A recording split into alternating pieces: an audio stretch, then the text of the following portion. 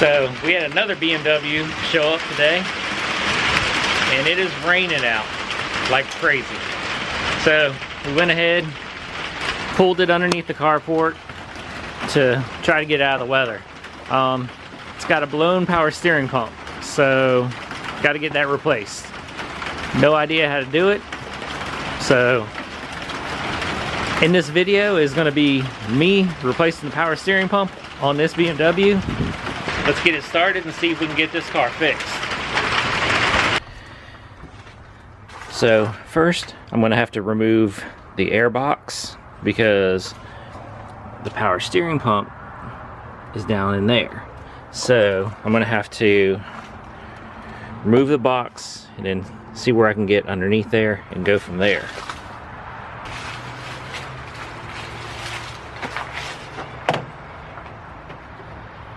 Alright, so now these are 10.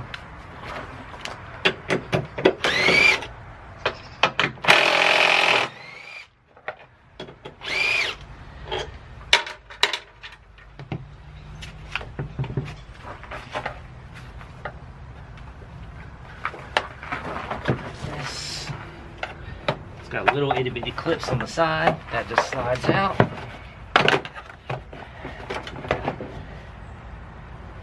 And then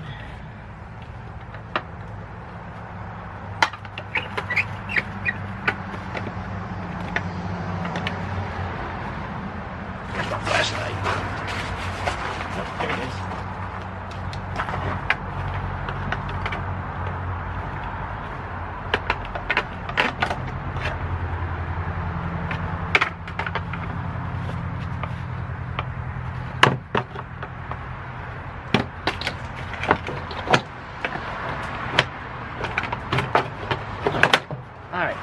Airbox off.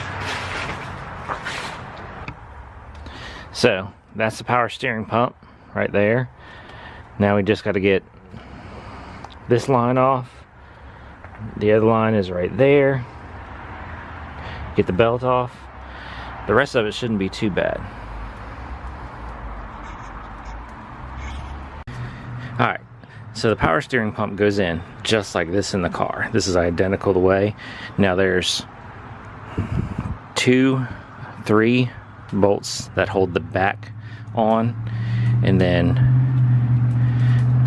2 or 3 that hold the front on.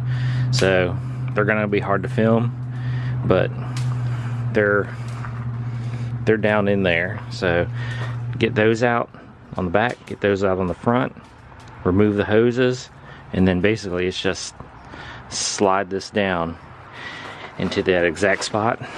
Should be not a big deal.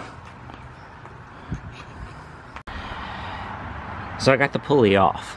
Make sure you leave the belt on first when you before you take the pulley off, so that way you have the tension of the belt on there to get these bolts loose. Because if you leave, you got to get the belt off and the pulley off to get to the top bolts, which are here and back here, and the pulley is in the way. So make sure you leave the belt on before you get the pulley off, then you can get to all the bolts.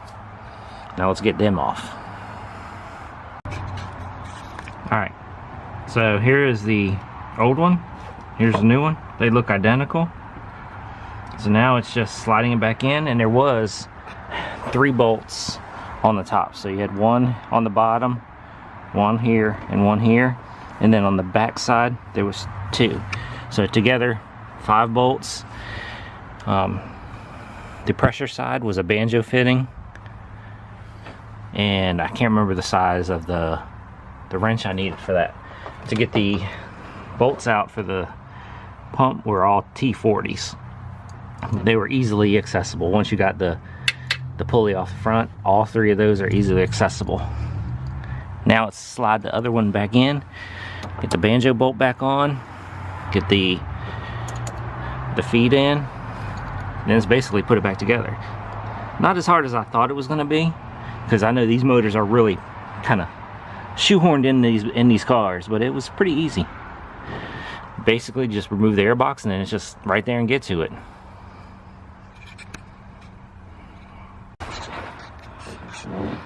So there's the power steering pump back on. All the lines are connected, all that.